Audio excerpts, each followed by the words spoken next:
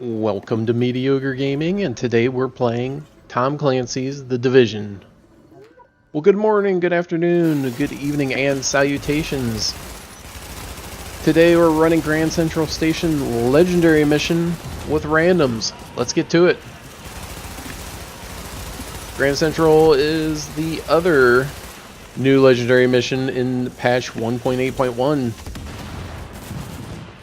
Legendary missions are usually interesting, to say the least, with randoms during matchmaking, but you make the best of what you got. So let's see what happens. So my group consisted of one person running defense, one person running reclaimer, one person running predator's mark, and one person running striker. It was actually very well put together and complemented each other, even though we didn't plan on that way. If you have someone that's running defense, you can basically just stay to the side of them or go behind them and shoot over the shoulder by the shield and just hit the enemies, because they are more than likely just going to be focused on the shield and not on any other members. As always, it is best to run with a dedicated healer, whether that's a reclaimer, a Firecrest Tactician's Authority, just someone that is a skill build that can be dedicated to healing the team. Having that support station out, Reclaimer works best because that support station is basically always going to be out, and it has a huge range. So that's why Reclaimer is really beneficial. But if you also have, like I did in this situation, where you have one defense and one Reclaimer, you're going to be healed basically all the time, and that person with the shield is going to take most of the aggro. So you can focus on shooting the guys. You don't even have to worry about if one of your teammates goes down because the shield lost the aggro, because that Reclaimer box is going to bring him back up.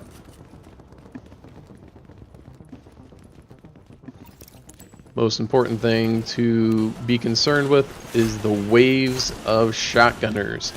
There are shotgunners and shotgunners and more shotgunners. So you want to make sure that whoever's running the shield is taking the aggro from the shotgunners. If you don't have someone with defense, someone that's a tanky, like a Predator's Mark or Striker, it's not going to be a good idea for them to take all the aggro, because it's not going to take very long for anyone to go down if they don't have a shield. So in most situations, if you don't have someone with a shield, it's best to take cover and stay more or less together. If you have someone with a shield, then you can spread out a little bit more, because the shield is going to draw a lot of the aggro. Not all of it, but a good portion of it.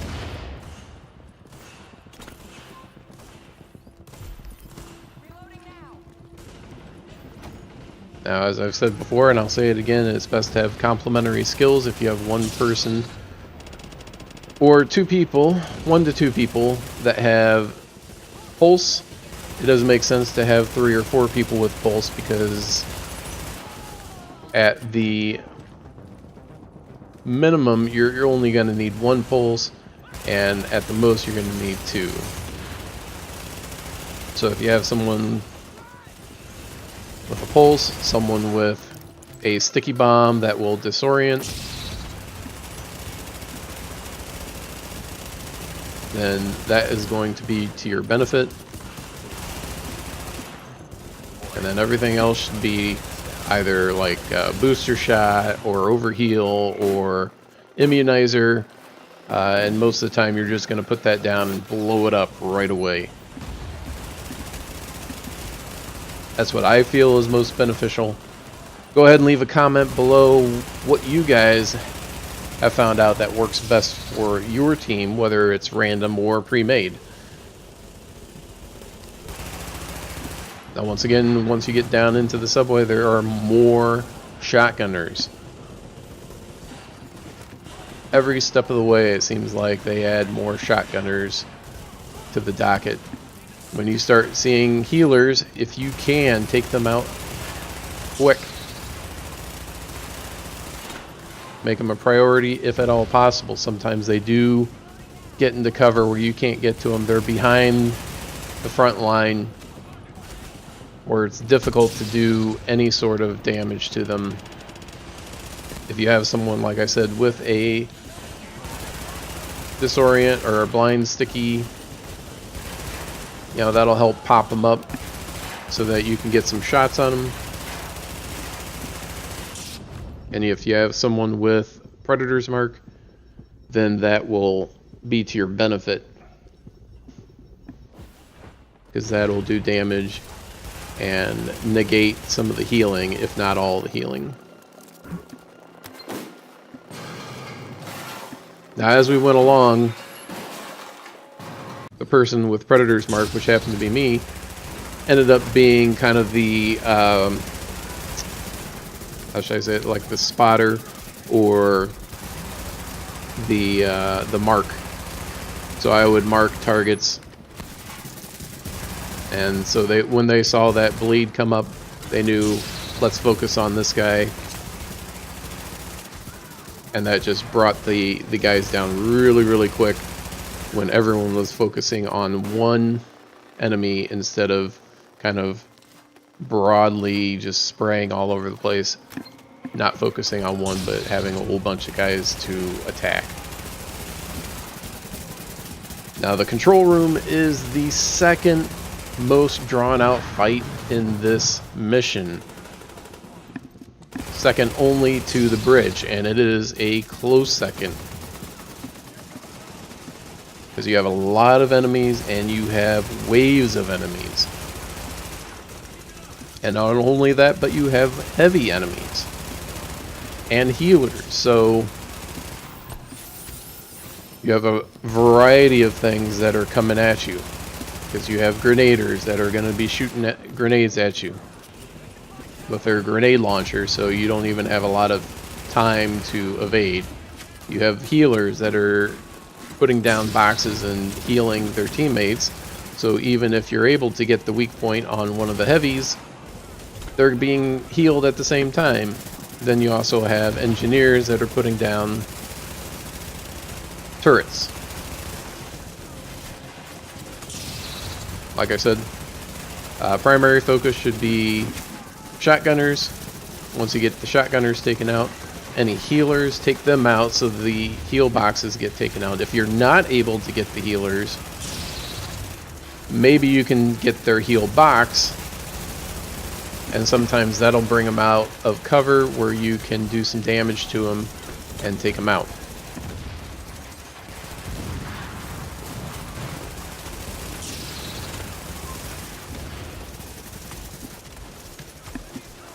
As I said, this is very drawn out. I kind of felt like we should have retreated a little bit because we were starting to get overrun at this point. And no matter where you are inside of this room, they can come at you from multiple angles. If you're too close to the front, they can be hitting you from down there. They can be coming from the left and the right. And no matter where you're at, they can be coming at you from at least two angles. You don't want to be down below, because then they can be in this section here where we're at right now, and they could be shooting down from you and getting you from the left and the right side. So it is probably best to be in this section here and just keep an eye on where the biggest threat's coming from, either the left side or the right side. Try to keep your shield up.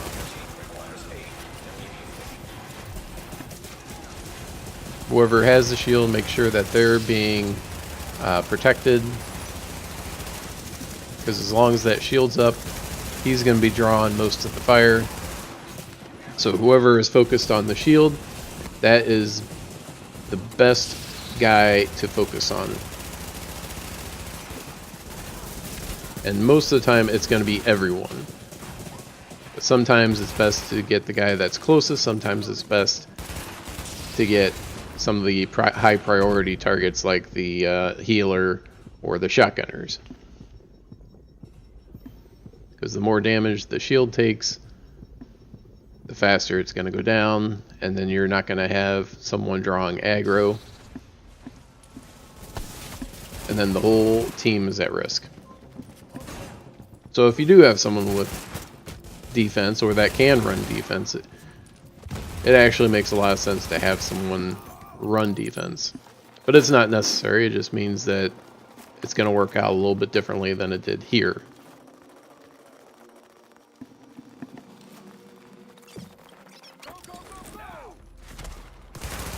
But you do absolutely need a dedicated healer. If you don't have a healer,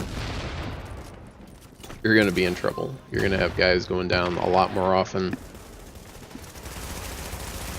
And you're going to be worried about who's going to pick the guy up if one of your teammates go down.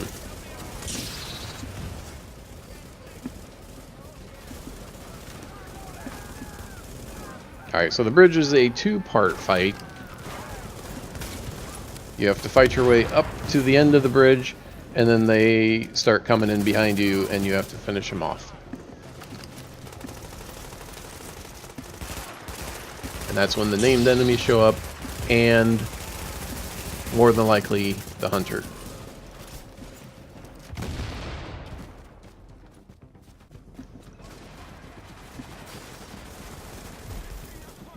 Once you get to this part, all you need to do is keep it together, and whatever strategy that you've been using up to this point, keep it working until you get through it. Well, thank you for liking, commenting, and subscribing, and we'll see you next time.